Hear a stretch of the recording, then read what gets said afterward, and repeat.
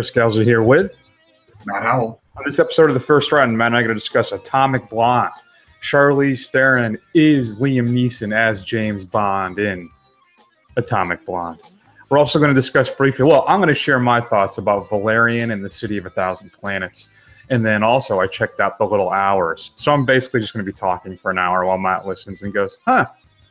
We're also going to bring back What Are the Odds? Our favorite odds-making segment.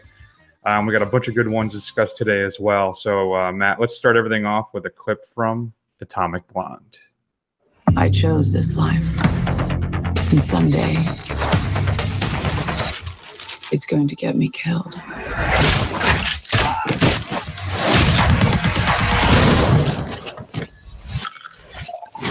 But not today.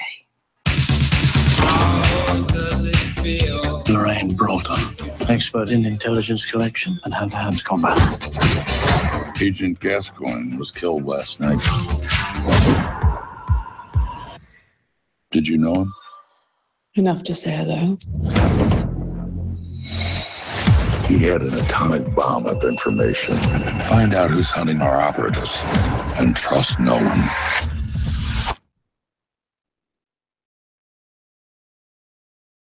Matt, the clip ended. So, Matt, why don't you tell everybody, what is the plot of Atomic Blonde? I know we're all dying to hear. Okay, so essentially it's late 1989. It's the very, very tail end of the Cold War.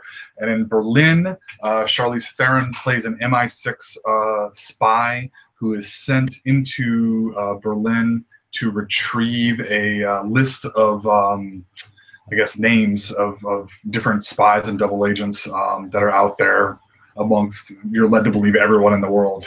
Every single one of them who's ever been around is listed in this list. So she goes to find it, and her contact there is James McAvoy, and your typical spy-y stuff ensues.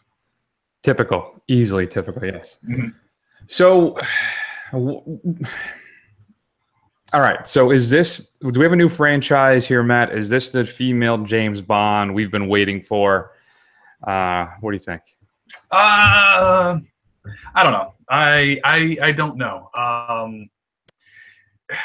So this is one of those spy films. It's going to be difficult to talk about it because I don't want to ruin it for anybody who may want to see it or hasn't seen it yet. But it's it's got the typical convoluted spy plot. I mean, Charlize Theron is good in it. The action scenes are good in it, but I don't know if it's got enough. I wasn't as invested in it enough as I would be. As closest thing I can think of is the Bourne series. I'm not a huge fan of James Bond as it is, so I mean, it's not really something I'm super into. If this did create its own series, I could fine, but I would see it as kind of like a low-level B series, and I wouldn't be totally into it if I'm being honest. Fair enough. As a super fan, what do you think of this genre? I'm of two minds of this thing, right? So if anybody's watching the live stream on YouTube, you can see I have my new mic set up that I have not orchestrated properly. We'll get that fixed for next week. But okay, let me tell you. So I absolutely hated the beginning of this film. Okay. The first probably 20 minutes, half hour maybe, it looked like an NWR film. It was basically a poor man's Nicholas Winding Refn film for me. The use of color and style and music and all this stuff. It looked like somebody just doing a bad job of aping him. And let me tell you, just including some 80s soundtracks, 80s songs, particularly two Bowie songs. Nice try, but you're not going to sway me just by doing that. All right, I know you think you have my wheelhouse with the 80s soundtrack, and time-wise, the songs don't really work. 1989, we were more in getting into the 90s music, which I know every generation has their thing, but I think the music in the 90s was mostly atrocious. So, well, and I will say this for the time thing. It does take place in Europe, so maybe they're a few years behind in the especially in communist Europe, right? All right, I will. You know what? That's a fair point. I think it's more, if I may, I think it's more of a mishmash of Bourne and John Wick than it is, I think, James Bond. Right. And but I will say that about halfway through, I turned. For some reason, I think it really kind of started to come together. Now, the plot of the film is it's a bit of a mess, but and they try and throw some twists and turns at you that I think for the most part maybe a little too telegraphed for me. But I will say, technically, I think the film's pretty good. As I said, once I get past that first 20 minutes, I started to enjoy it more. And I want to say, too, this film has some fantastic stunt work. Some of the best I think I've seen in recent memory.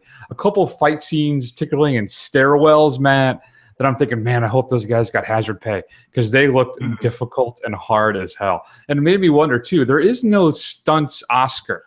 Any idea why that is? There should be, shouldn't there? Not even in like the technical ones that are I don't believe so, no. Side? Oh, interesting. I would think so. Yeah, I think there would be. Well, I mean, and it's interesting because this is directed by an ex-stuntman. I think this is his first credited feature. He was like a silent director on John Wick, which is probably why it looks the way it does. And he is directing Deadpool 2. Yeah, it's kind of like his first true film of his own.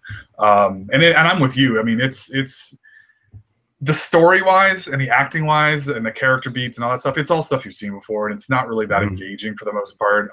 But you know, this does have some fantastic action scenes, as you mentioned, the stairwell scene, that kind of last car chase where it's kind of on a swiveling camera inside their car as stuff comes around it. It's actually pretty cool to see some of that stuff. So I mean, very creative as far as the action scenes go, but I don't know, they're few and far between, and not all of them frankly land. So it's a little unfortunate. Yeah, I think that's exactly the issue. So I think it didn't get better as the film progressed, but I agree with you. I think that's it. I think it's if I were to look at this to the limited view of the Taken franchise type of a thing, sure. I think it's good. I think it's a winner, and at least in that thing. But some larger franchise building, new act, because we have seen some fantastic action films, especially since this show started, right? You got Mission Impossible 4, you got the Raid films, John Wick. You know, we've seen a lot of great stuff, but unfortunately, this does not measure up for me for those. It's some great couple fight scenes, like you said, but overall, I don't know. I think the first half of the film is too concerned with style and flash. I don't know what it is. Every time the stencil spray paint thing came up, it pissed me off. I don't know why, but I was just like, all right, whatever. You know, I think that's part of the issue. It was too concerned with being cool than telling a really interesting story. And James McAvoy too, just okay. I love me some McAvoy, especially after Split, right? Yeah. But this time out, not as interesting or entertaining a character for me. So I don't know. It's just technically really good, particularly with the stunt scenes and some of the action scenes. As you said, not consistently great. And just because I get those two juicy Bowie songs does not enough to push me over the edge. And I made that sound a lot creepier than I needed to. Yeah, you did. You made it sound super creepy. I feel a little unclean after hearing that. So where you're coming down with Atomic Blonde, let's go back to old school, not just a letter grade, Matt. You need to see it in a theater. Should you wait to rent it or just skip it entirely and then give me your letter grade? I would. I'm going to say wait to rent it. I don't think there's any need to rush out and see this in a theater. If I'm being generous, I think I'm being generous. I'm going to give it a B-. I could probably be persuaded. If you ask me again in a month, I'd probably drop to C+, but I'm going to say B- right now. That's actually where I was coming down as well, but I'm going to stick with the C+ for now. So you have any interest in seeing a sequel? No, not really. To be quite honest with you, not really. I don't know what else they need to.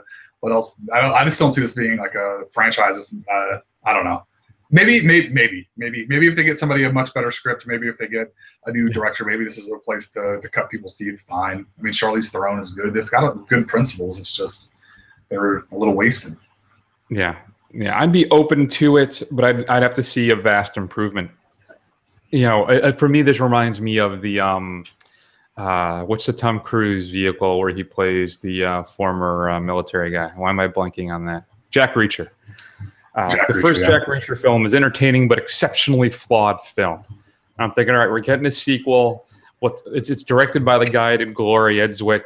So let's fix all the shortcomings in the first film and really knock it out of the park. And instead, it's a disaster of a film. It made me never want to see another Jack Reacher film. But Right. the potential, I think, is here to make an interesting, better Atomic Blonde film and a sequel, if one does eventually get greenlit. So let's focus on what we learned here, everybody, and then give me a new film. Drop me in Czechoslovakia after the fall of the wall. Maybe something crazy is going on, or Yugoslavia, who knows? And then go from there. I'm open. Okay. I'm open. You're open. All right. Well, that's generous of you.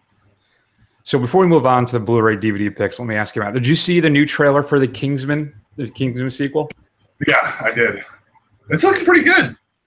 I was going to say, the first trailer I saw, I wasn't as impressed with. I mean, don't get me wrong, I love me some Sinatra, but I was not as impressed with. This second trailer seemed a lot more interesting to me. We get a lot more information too, right? We know who some of the key players are, though we still don't know what's really happening, you know. But still, I got to admit, that second trailer jazzed me up a little bit for the sequel, much more so than I was previously.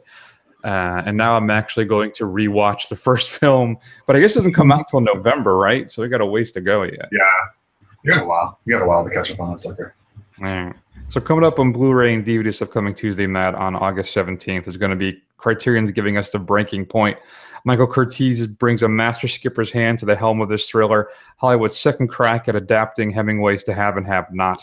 John Garfield stars as Harry Morgan, an honest charter boat captain who's facing hard times. He takes on a dangerous cargo to save his boat, support his family, and preserve his dignity. Left in the lurch by a freeloading passenger, Harry starts to entertain the criminal propositions of a sleazy lawyer, as well as the playful come-ons of a cheeky blonde, making a series of compromises that stretch his morality and his marriage farther than he's willing to admit. Includes a new 2K digital restoration, new interview with the biographer and film historian Alan K. Rode. He wrote Curtiz, A Life in Film, and some other featurettes as well. The Dinner is being released, starring Richard Gere, Rebecca Hall, Chloe Sevigny, Laura Linney. Two estranged brothers and their wives meet at a restaurant to discuss a dark crime committed by one of their sons. With their involvement still a secret, they must decide how far they'll go to protect the ones they love. I've heard that was pretty good. Scream Factory, maybe it's a shout, is giving us the Teen Wolf films, both Teen Wolf and Teen Wolf 2. Includes a brand new high-definition transfer of Teen Wolf and a comprehensive 2-hour and 23-minute documentary called Never Say Die, The Story of Teen Wolf. Teen Wolf 2, not as much of a lavish treatment, no notification of any new transfers or anything, so I'm not sure what's going on there. And then, of course, Matt, we discussed on this show King Arthur, the horribly failed attempt to bring back the King Arthur franchise. This was supposed to be like, what, wasn't this planned to be like a 6-film franchise? Yeah, this is supposed to be like a big one of these big universe tentpole things. Whoops. Yeah, that ain't happening. Includes a bunch of behind-the-scenes featurettes and making of. Here's my favorite, Arthur with swagger. Charlie Hunnam is a gentleman, a hunk, and a rebel, setting new standards as king with new rules with the ladies. If you want to hear my thoughts about Charlie Hunnam, just randomly pick an episode of the show. Odds are I bring it up. Yeah. You really have really like a hate erection for Charlie Hunnam right here. I don't want to. I try to like him. He's the worst thing about Crimson Peak. In fact, I think if I remember correctly, I thought he was okay in King Arthur. It's just that the film itself is horrible. Right. So yeah, I don't know. All right, and then finally, Snatched, the film with why am I blanking on her name now? Amy Schumer and Goldie Hawn. Jeez Christ, get it right. Amy Schumer and Goldie Hawn, they go on vacation and they get kidnapped and they have to escape. Includes some deleted scenes, extended and alternate ones, as well as a gag reel and commentary by the director. And then finally, Matt, the big release for me, the complete collection of cinematic Titanic. For me, the true heir to the MST3K throne. Sorry, riff tracks. But this is all 12 films that they released, which is The Oozing Skull, Doomsday Machine, The Wasp Woman, Legacy of Blood, Santa Claus Conquers the Martian, plural, Frankenstein's Castle of Freaks, Blood of the Vampires, East Meets Watts, which is the one I actually saw when they were on tour, and I laughed so hard, Matt, I cried a few times. The Alien Factor, Danger on Kiki Island, War of the Insects, and Rattlers. Includes all of them. This is the actual original core group, minus actually Kevin Murphy was a writer, I think, back then, right? In the very beginning. Yeah. But this is everybody but Kevin Murphy, Mike Nelson, and Bill Corbett. And it was really fun. Matt, did you ever see any of the cinematic Titanics?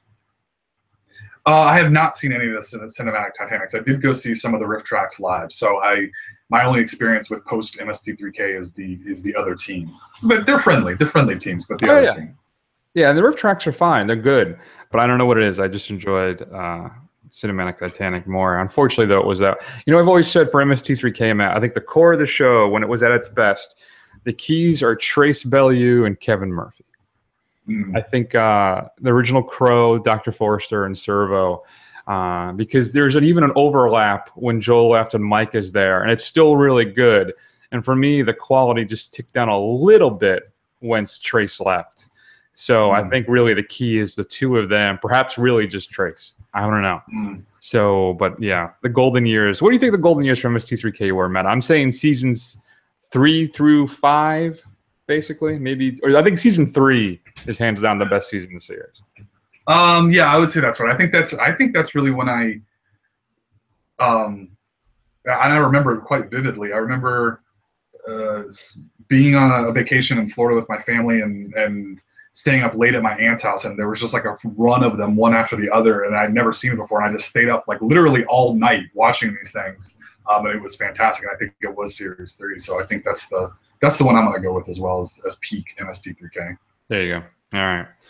Disagree? Shoot us an email at feedback@thefirstrun.com. Matt, you're straight to DVD. I can't talk today, everybody. Welcome to the show. My straight to DVD pick of the week. I'm a little nervous about this one because it's filthy. But I'm going to talk about the Little Hours coming up. So I thought this would be a good segue for that. Okay. It's called Bravengers, Age of Bulgatron. When multimillionaire sex toy entrepreneur. All right, listen. Heads up. This is going to get a little raunchy, all right? This episode will have the explicit tag ahead of time, so you will know. All right. So all our young fans, earmuffs. Multi-millionaire sex toy entrepreneur, Horny Farks' newest creation, the highly intelligent and super horny sex bot, launches an international dry humping catastrophe. It's up to the Bravengers, and I want to point out everybody at home, Bra, B-R-A, is capitalized. I'm not sure if we can see that everyone. So Bravengers. It's up to them to save the day, Matt. Led by the fearless securities consultant. You want to take a stab at his name, the security consultant? Bra Johnson? Not quite. Close. Dick Fury. Okay. Horny's alter ego, Iron Babe, joins with Captain Amorica, the Herc, and the Mighty Boar to fight evil, restore order, and continue the grand tradition of supplying gratuitous boob shots to the home entertainment market. Bravengers take, in parentheses, it off. Bonus features include Seduction Cinema Trailer Vault and Naughty Bits deleted scenes, which I can only assume is just a stream of naked shots of our stars for about 2.5 minutes. All right. I'm going to take a shower while Matt tells us what we should be streaming this week. All right. So Atomic Blonde took place in 1989, and I thought to myself, let's recommend a super cheesy 80s movies. Let's do a real proper close of the 80s movies. So that's why I'm recommending the Patrick Swayze all-time classic, Roadhouse, available on Hulu, about Patrick Swayze basically being the head bouncer in the diviest of dive bars out in the middle of nowhere, and it is absolutely ridiculous and awesome, and has some really good speeches about when it's time not to be nice. Roadhouse is a classic, and a film that Crow on MST3K was obsessed with. That's right. Yeah, it's all coming full circle. It is. It all ties together. Roadhouse. All right, Matt, let's move on then. What do you want to hear first? Do you want to hear my thoughts on? Let's talk about Valerian. I'm just going to take over. All right. I'm going to share my thoughts about good old Valerian. Let's hear a clip, shall we? And I apologize in advance.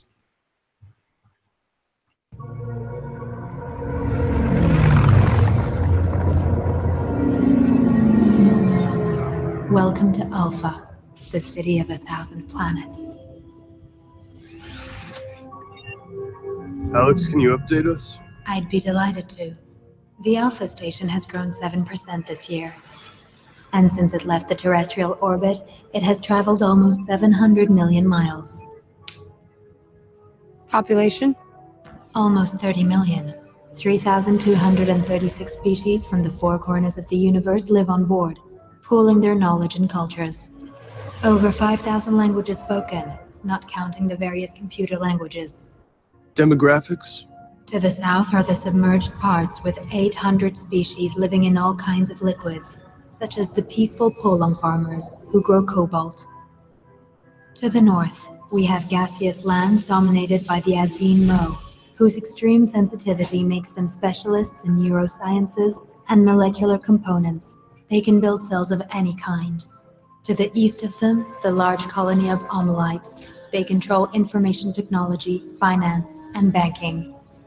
Finally, to the west, in a pressurized atmosphere, we have 9 million humans and compatible species. Home sweet home. All right, so I played that clip for you for a reason. Not only is it a tour of the city of 1,000 planets, Matt, but that's basically half the film is exposition. Particularly in the last 20 minutes, our big climactic conclusion, we have about 20 minutes of exposition to explain what's been happening in the film and why our bad guy has the motivations that he has. And Never a good sign. all right, so the thing has some great effects, all right? So Luc Besson, if you're not familiar, Luc Besson, of course, did Fifth Element, which I haven't seen in a long time. I own it on Blu-ray, and I'm terrified to watch it because I don't think it's going to hold up. Though I think at some point maybe I should revisit it. I mean, it's got Bruce Willis, right? You see, you can't really go wrong. Which brings me to my next point. Well, let me back up. So Valerian in the City of 1,000 Planets, we have our star, Valerian, played by Dane DeHaan, and then his partner, Sergeant Laureline, is... How do you say it? Cara Delevingne? Delvine, yes. From she was the Enchantress in the fantastic, he said sarcastically, Suicide Squad. So here's the big problem. All right, so wait, let me. I get so worked up on this thing, Matt. All right, so here we go. The two of them are tasked with getting this thing that when it eats something, it actually replicates it over and over, right? Now, you've read the graphic novels, right? Do you know what I'm talking about? No, I have not. Okay. No, I don't. Okay. And I know you were initially really excited about seeing this. So this whole cool. This world gets basically decimated. And the last thing, there was like one of these little animals that replicates stuff is alive, and it eats these magic pearls, which then allows this planet to subsist and everybody lives and everybody's happy. So you have the last survivors of this planet desperate to get this thing back. You have our two heroes, air quotes, who have the things and are trying to get them to the right people or protect them. And then, and you think that the survivors are the bad guys when it turns out that the commander is really the bad guy, Clive Owen, the whole time. I don't care. I spoiled it for you. So, because there was a big space battle above their planet, and Clive Owen decided that it was, in order to save his soldiers, it was okay to let this planet get destroyed. It was his thing. So it's really bad. So the effects of it are really great. It's a gorgeous looking film, Matt, but it's got possibly one of the worst scripts I've ever heard in my life. It is filled with cliches, and we need to talk about Dane DeHaan. Okay. Now, if you're not familiar with Mr. DeHaan, he's been in a few films as of late. All right, we first caught our attention in Chronicle, right, which is a great little superhero origin film. He plays the bad guy in that. He's in Lawless, which is not a great film. Amazing Spider-Man 2, he plays Harry Osborn in The Green Goblin. He is also in a film we did earlier this year called A Cure for Wellness. Matt, I'm wondering if Dane can carry a film, or if he's just a victim of a horrible script. Either way, I can tell you right now, he is horribly miscast in this film. Horribly miscast. Our hero is supposed to be this smooth, suave, kind of, breaks the rules, does everything his way. Basically, this role was written for Bruce Willis 30 years ago. And he doesn't have the presence, the charm. He doesn't have the swagger. Like this, whenever Besson wrote this thing up, Matt, he was thinking Han Solo all the way. I know he was. And Dane does not have that quality. I'm sure he's a great guy. Get him in the right vehicle. I'm sure he's fine. This was not the vehicle for him. And Kara as well. I think she's more saddled with just a horrible script. There's no hook for this thing. That's just got some great visuals, but you never give a damn about anybody. And you could ease out of the 137 minutes. I could have cut 100 minutes out of this thing. It is just, it's a waste of time. I wasn't expecting much either, but it's just not. It's not good. It's not good at all. It's just bad. But the core of it is horrible script and very horribly miscast leads. So that's it. That's all I have to say. Do you have any questions for me about City of a Thousand Planets, Matt? So there would be, you said the effects were good. So were any of the action scenes entertaining? Was that at least exciting? Not really. No? It's too bad. Not. The opening sequence when he's attempting to steal this animal thing that will replicate the magic pearl stuff, that was a lot of fun because the scene takes place on two different dimensions at once. And there's certain things you have to do to enter this other, like where you're, I don't want, it's hard to kind of explain because I'm not that smart.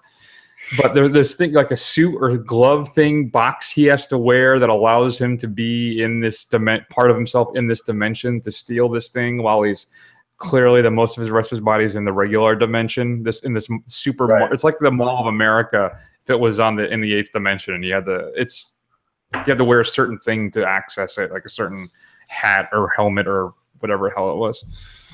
But that was the most entertaining part of the film, and that was in the first 15 minutes. Okay. So, yeah.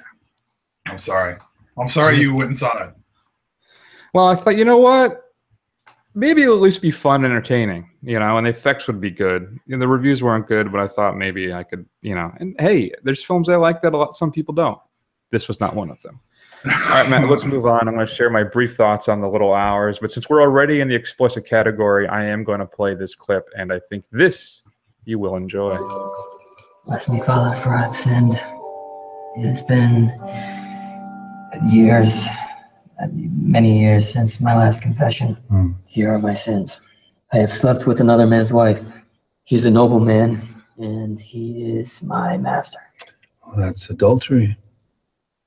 I know. It's a very serious sin. Sometimes she would place her mouth around my sex. Yeah, well, that's sodomy. It's also a serious sin. Is it also considered sodomy if I place my mouth on her sex while she simultaneously had her mouth around mine? Why would you do that? Because she liked it.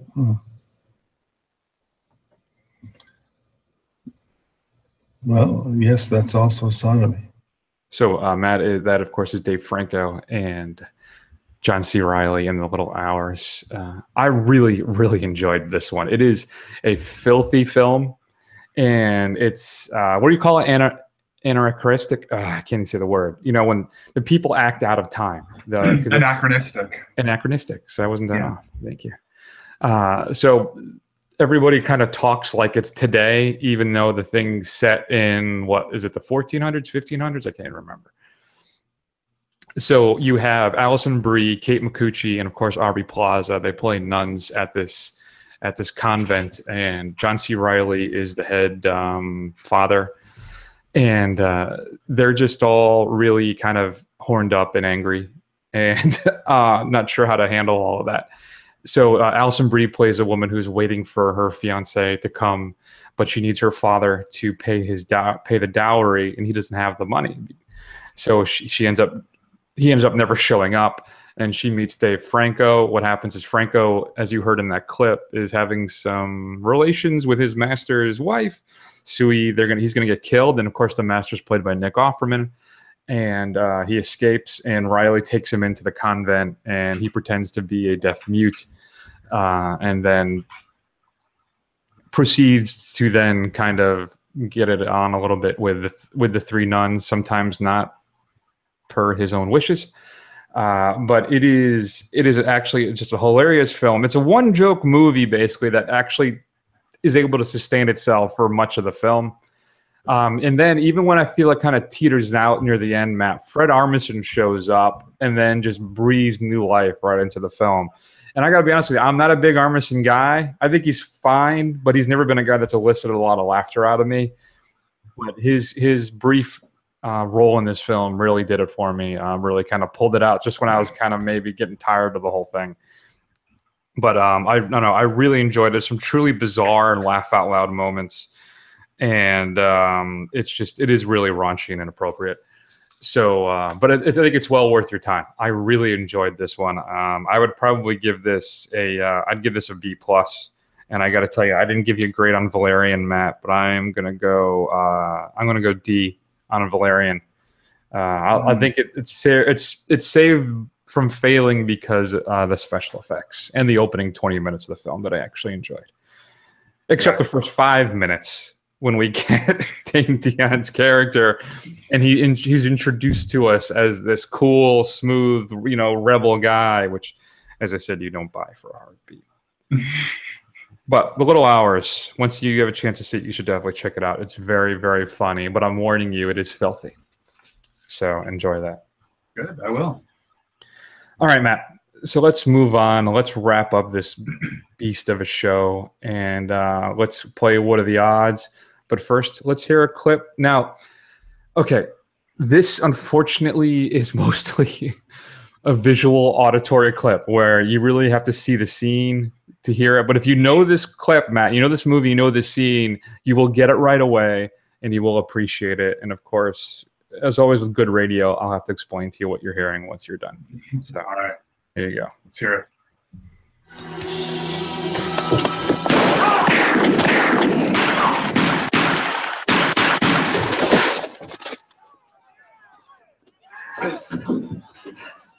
Well, now I owe you. How bad is it? It's just a nick.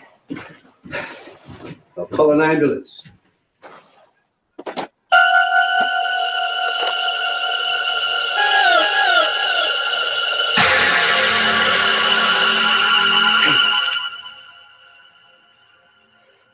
Bulletproof, asshole. Just like yours. Stay just like that. You can't have both of us. Bet me.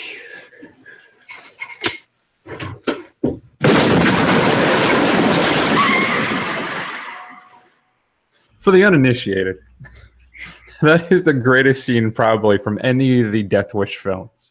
Charles Bronson, there's a scene where the bad guy sneaks into his apartment, little lair thing, and he's got the bulletproof vest, even though Bronson shoots him. And so what Bronson does is he pulls out a bazooka, blows the guy out to the back of the apartment. It is so ridiculous, but really it's the canon Golden Globus Death Wish, series that are just so bad that they're good. Which brings us, of course, to what are the odds when we apply the odds of a particular thing happening or not happening. Matt, you got to see the Death Wish trailer from Eli Roth, starring Bruce Willis. Yeah. What are the odds that the new Death Wish is a hit? That is a good one. You know what? I'm going to go out there and I'm going to say it's going to be 70%. Now, I'm basing this on the fact that I don't think it probably had a huge budget, so it probably won't be very difficult for it to clear. And I think it's going to play to a very certain segment of the populations, different things from it that may fit their own worldview that somehow makes it all, mesh together to, make a good chunk of money. I think it's going to do all right. Yeah, I mean, I think it'll be profitable. I don't know if it's going to be the start of a Death Wish franchise. Something about it feels. Lord, I hope not. I hope not. No. It's basically like it'll cost like, I wonder if it's out there. It'll probably cost like 10 mil to make, right? And it'll make like 50, and we'll consider it like a big hit. Right. Let's see. Budget is not listed. Okay. So, but I don't. Here's the thing. If you're familiar with the Death Wish franchise at all, that trailer, what is that? What is that, Matt? It's in name only associated. The Death Wish franchise was never. Well, I don't know if this is really true. If I should say this, it was never really played up as a jokey action comedy. Like even though the films were bad, it was never that way. I don't think on purpose. Right? Well, they always tried to play it straight, but they were just ridiculous. Well, that first one for sure. I mean, the first one's actually pretty nasty, and it's got kind of a mean spirit. Now, as you pointed out, as with our clip here, as these things progress, I think they just started leaning into the ridiculousness of it. So I think they had to know that they were dumb.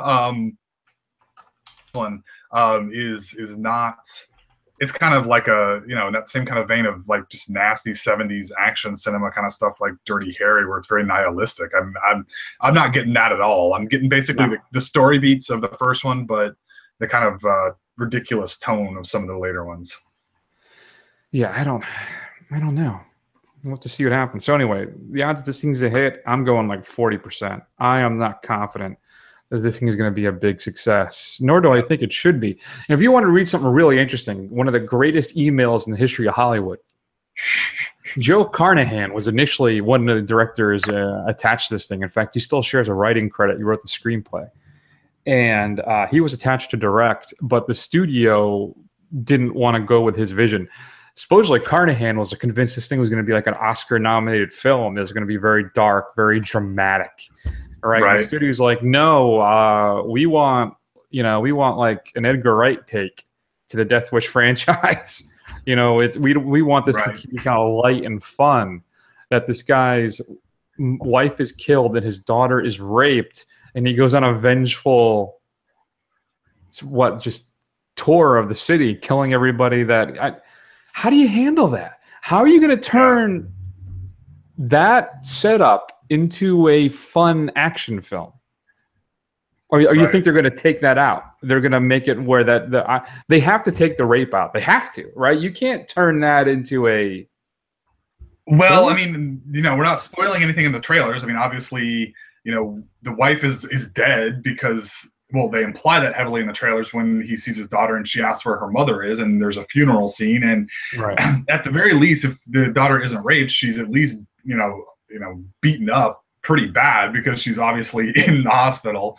So who knows? I mean, I don't know. I guess. But I mean, that's the interesting thing. I mean, what's weird about it is that all the stuff that's going on, and I mean, obviously, this is not really a platform for us to get political or anything like that. But with all the stuff going on, I'm surprised they're releasing something like this, where like some white dude just goes around and like shoots people at random in Chicago, and some of them are people that are, that are obviously he's seeking revenge on, but it looks like he starts taking up, arms against other undesirables in various neighborhoods who he has no direct contact with. He just decides, I'm going to shoot those guys too. So I don't know. It seems a little problematic if I'm being honest.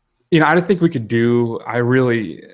again, I know we try to skirt around politics in the show because that's not what the show's about, but I think we could do without the rape too. Not only as a story driver, because I don't know how you get the comedic angle or the fun part of this by including that, but we don't need it. I'd prefer not to see the female character kind of, for her to endure that, and then we're going to do a flip kind of fun action comedy drama. I shouldn't say comedy, but it's a fun action film. Right. We don't need it. So I hope they don't do that. We've seen enough of that at this point. There's another way to push that story. All right. Fair enough. Matt, what do you got? I can't see. It's tonally. I don't know how they're going to do this. All right, what's good? Well, I guess they've got us curious about it, so we shall see. All right, so all mine are all superhero all the time. So I've got some questions on the superhero. Okay, sorry. So first, they've announced that the standalone Flash film set for 2020 is going to be subtitled Flashpoint. Yes. So if you're not familiar with Flashpoint, basically that is the event in the comics where the Flash goes into the past, prevents his mother from being killed, and it changes everything going forward. Now, they've done this on the Flash TV show, but it was not as extreme. But essentially, he doesn't get any powers, and in the comics, and the Amazons go to war with each other and basically decimate the Earth. So Wonder Woman fights Aquaman in kind of like this World War III, and everybody else is stuck in the middle, and everything gets screwed up. So my question to you is this: I'm not asking if they're going to use the comic book story, but what I am asking is, do you think that they're going to use Flashpoint as an opportunity to? What are the odds that they use Flashpoint to reboot and do away with the Snyderverse and start over in the DCEU? Oh wow, that's interesting. I mean, they may take advantage of it to tweak certain things. What those things would be, I'm not entirely sure. Like what I don't know. I'm gonna say, what are you building a computer over there? I'm gonna go with I'll go 35%. I'm not confident that they're gonna use that as a way to tweet. No, what I guess it depends, right? All right, will they use Flashpoint to make huge wholesale changes to the existing DCU? 35%. Will they tweak certain things going forward? Yeah, maybe. So that I would say 65%. Is that a cheat and a cop-out? That's 100%. But that's what I feel. So deal with it. Deal with it. All right. Yeah, I'm gonna go. I want to be able to say something like supremely confident, like it's an 85% chance they're going to change everything in the DCEU, just like abandon everything that hasn't worked and just keep what has, the few things that have worked so far, which is basically Wonder Woman. Other than that, yeah, I'm with you. I don't think DC has the guts just to complete, unless the DCEU films are just critically panned and they just continue to just not do well. I mean, or at least just people end up hating on them a lot. Maybe they'll take the opportunity if these continue to have the poor track record they are. But I don't know. I'm with you. I'm 30%, even though I'd like them to kind of just wipe the slate clean. Although what I would like them to see, which I think would be a lot of fun, if they do the Flashpoint, since Batfleck seems to be on the fence at all times of whether he's going to how long he's actually going to do this, I would love to see them do the Flashpoint Thomas Wayne version of Batman with Jeffrey Dean Morgan, because I think that would be cool. Oh, they have to. I don't know, why wouldn't they? I think even independent of all the Batfleck stuff, I think they should definitely do that. Yeah. So all right. So what did you say then? What was 30%. 30%. 30. Even though I want it to be 80. Okay. Well, that brings me to one of mine then, Matt. What are the odds Ben Affleck is out as Batman as of, I'm not sure which it is, the Batman or the Justice League sequel? He signed, I don't know which one's going to be first, right? Probably the Justice League sequel will be first, and then the Batman. Yeah. Interesting. So I know he wants out, but I'm trying to think of how they would do that. So they haven't established a Robin. So who do you replace? Well, they may have established a Robin. We don't know yet. Okay, so they've established that one Robin has been killed based off of what we saw in Batman versus Superman. Or he's the Joker. Is the right? Remember. Or he's the Joker. Right. Is the other thought is that he's Jason Todd. But then would get rid of the Red Hood, and I think they could use the Red Hood. I think that's a bad idea, but whatever. What do I know? I don't know. If I think they got to bring in Dick Grayson somewhere, right? I mean, if it's kind of a late if it's a late Batman, maybe Nightwing is running around Blood City, which is the stupidest name for a city ever. Bloodhaven. He's running around somewhere. Bloodhaven, excuse me. BLUD Haven, which then I know makes it's spelled, sense. Yes. Yeah, of course. Yeah, and I'm sorry, I just get confused because literally every city in DC except for Gotham and Metropolis and Bloodhaven has city after it. It's like Star City or Central City or whatever, you know, so whatever. Anyway, unless they bring it up somewhere, I don't know how they replace him. I think he's definitely out after he does his 2 films, but I would guess that they would get rid of him. I think they maybe they establish his replacement in Justice League 2, and then the Batman, you know, he ends up getting killed at the end of it, and then they have to replace him. So what was the question again after I've talked myself into all this? What are the odds that he's out after either one of the films? I'm not sure. Whichever one is last. Okay. I don't know which it is. I'm saying 90%. It doesn't seem like he's really super into this. Now, I could be wrong. Maybe Justice League will be really well received. Maybe the Batman will be really well received, and he'll end up enjoying it, and he'll fit into the role, and it's less pressure since he's not directing it. But as of right now, I don't think he's having any fun doing this. So, yeah, I'm saying 90% he's gone after he fills up his contractual obligations. I'm not as confident. I'm going to go 60% of that. I don't know. Really? I mean, granted, he'll be older even then, too, so he may want out. But part of me doesn't know how much of, maybe, like I said, maybe Matt Reeves and the Batman will kind of reignite him and show him that it doesn't have to be such a drag. But then you got the fanboys out there too who make it difficult for him. Though some people is already regarded as the best Batman, even against the harsh wave of criticism when he was already cast. Yeah. So, but a question just generally, do you think it was a mistake? Because I lean towards it being a mistake for not casting Affleck because he's Affleck, but because of the age. Was it a mistake to go the third? How old is he supposed to be? 38, 39, almost 40? Right. I mean, was it a mistake going? Should we have gone with a mid to late 20s Batman, or even just a 30-year-old Batman? Was it a mistake going that old and establishing the DCU as we did? Because you basically put him on the clock from the very beginning. You know, I do like Affleck as Batman. I think he did a pretty good job. You know, and granted, there were flaws in it, but I mean, he was working with what he had with. Yeah, not his fault. And you know, in some of the only scene, I'm pretty confident, my favorite scene in that film, Batman versus Superman, is when they let Batman be Batman while he's rescuing Martha Kent. It is awesome while he's doing that. I mean, it looks great. But yeah, I'm with you. I think it is a bit of a mistake because then you're going to be running up against 50-year-old Batman. And I think that's an interesting maybe thing to tell the story. But yeah, having a non-superpowered guy be way older than everybody else is interesting. I can see why they did it, but like, I don't know. We'll have to see. All right, fair enough. What do you got? All right, so we're going to keep this comic book trade rolling. So I know I brought this up before. My favorite part of DC Beyond Vertigo, I love the Vertigo books, but my favorite part is the Elseworld stories. So what are the odds that DC is going to grow a pair and they're going to start giving us Elseworld stories? Like, I would absolutely love to see like Red Sun or Kingdom Come, or even Batman Returns, even though they picked and cherry picked all kinds of pieces from that all over the place. But I would love Returns. Excuse me. God, that's terrible. I should turn in my geek card. I quit the show now because I messed that up. Yeah, I would love to see those. And I just don't know if they're ever going to have the balls to do it. Yeah, I've always wanted to see Gotham by Gaslight. Batman versus Jack the Ripper. Yeah, I don't know. I just don't. I think it's the odds we ever see. I'm going to go like 10% on that, just because of finance. Really? It's financial.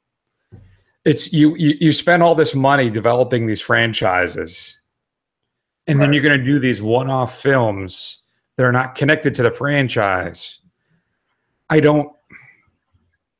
just don't see them taking the chance and doing that. And then they have like they always say, when there's always some stupid Hollywood execs too that well, we have to. There's a reason why we have to relaunch Spider-Man. We have to tell the origin again, even though we just told it 5 years ago. Right.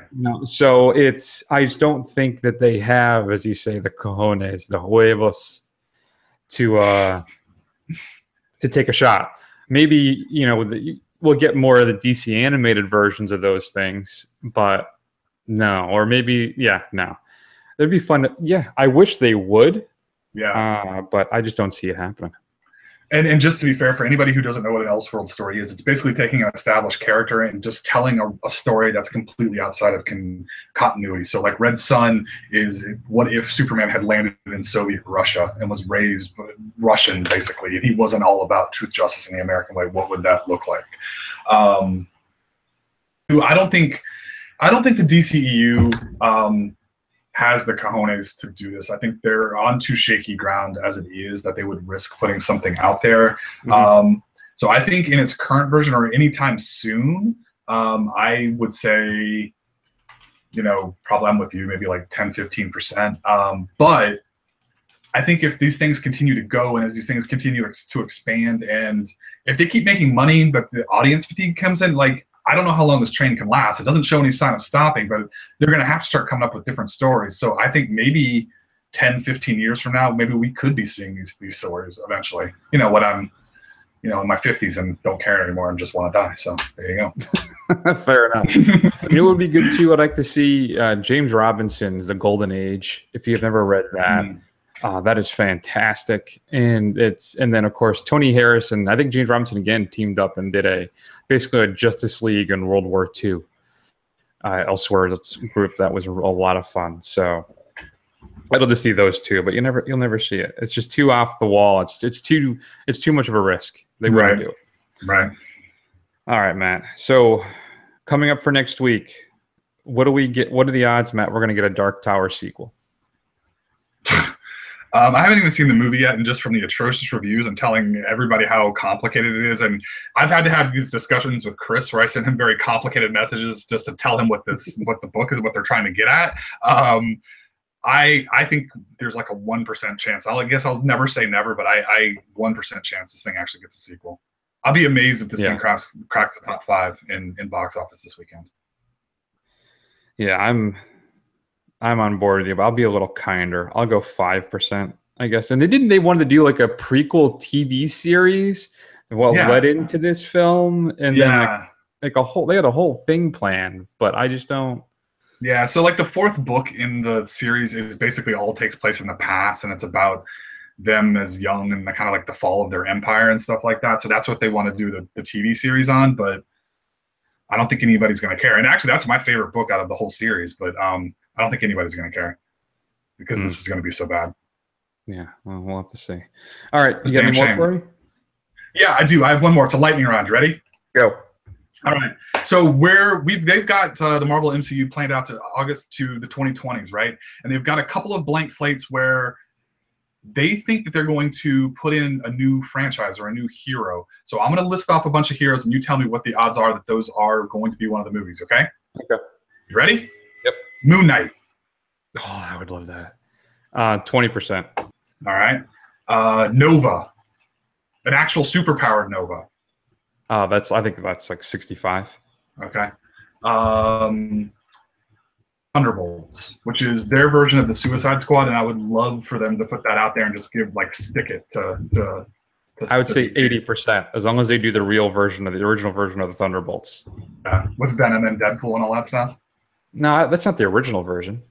I thought the original, maybe I'm thinking of the reboot version. Yeah, I'm thinking as long as the whole point of the Thunderbolts is that they're all bad guys, right, masquerading as good guys, and not what eventually became, right, where they actually became good guys.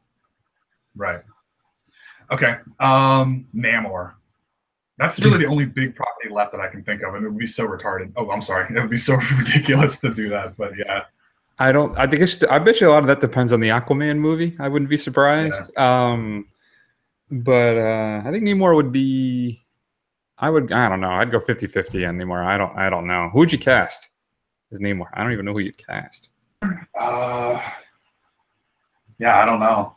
I'm trying to think of somebody with dark hair who's super chiseled and looks mad all the time. Oh, Michael Phelps. Oh, there you go. You can do the swimming scene very well. All right. Last two. Blade. Now they've got the rights back. Do they do Blade? Oh, yeah, of course. 95%. We'll see a Blade movie by the 2020s? Yeah, sure. Okay. And then lastly,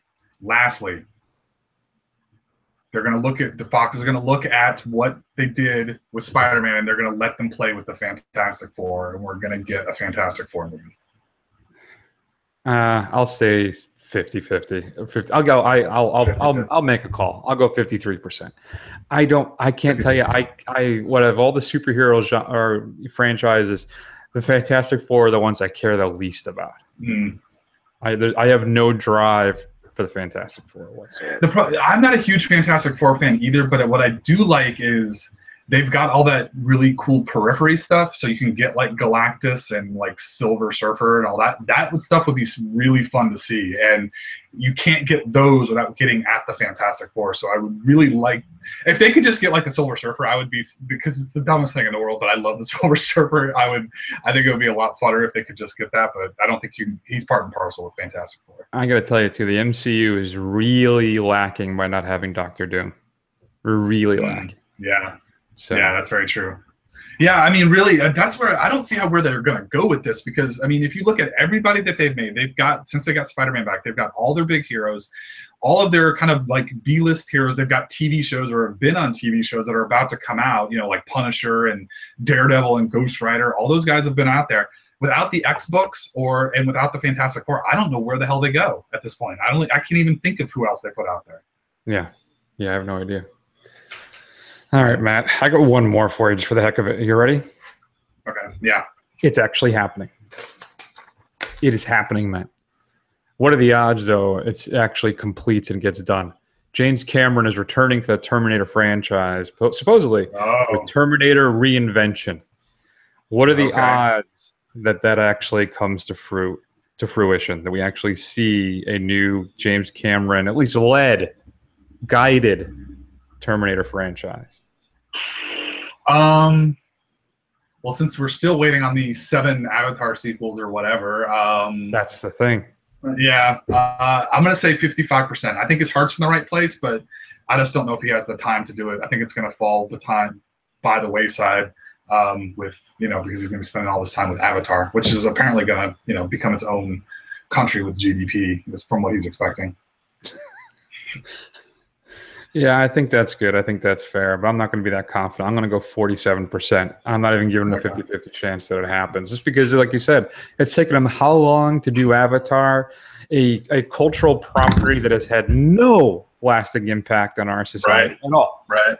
So, although I will say I've heard that the park that they created, the Avatar land in Disney, is absolutely amazing, from what I understand. So I don't know. Maybe it'll start to feed into people's minds. Yeah, we'll see. All right. I want to go. I can't wait for the Star Wars stuff that's going to happen at Disney. Oh, I know. That's going to be sweet. They have a whole Star Wars theme hotel they're going to have, right? That you could stay in. I know they are. I know. We'll have to drop some ducats on that one. That's right. All right. Those are your odds this week, Matt. That was fun. Shoot us an email at feedback@thefirstrun.com. Let us know, what do you think are the proper percentages for the scenarios presented next week, Matt? Are we going to do Dark Tower? We're going to do Dark Tower, aren't we? Just to get that Idris Elba fix. Yeah, we're going to have to. It's got McConaughey and Elba. We're going to have to see how bad this is for ourselves. I do want to see Detroit at some point, which is released as well. That's the latest film, of course, from what am I thinking? Catherine Bigelow, 0 to 30, and The Hurt Locker, and of course, A Ghost Story is now playing around here, Matt. Finally. Oh, okay. I haven't seen it playing around here, but I will check. Take a look. Let me know. So, as usual, check us out. Just go to thefirstrun.com. As always, we're also on Instagram, Twitter, YouTube. Scroll. You will eventually find us. And shoot us an email at feedback@thefirstrun.com. Let's take an extended break, Matt, and we'll see you all soon.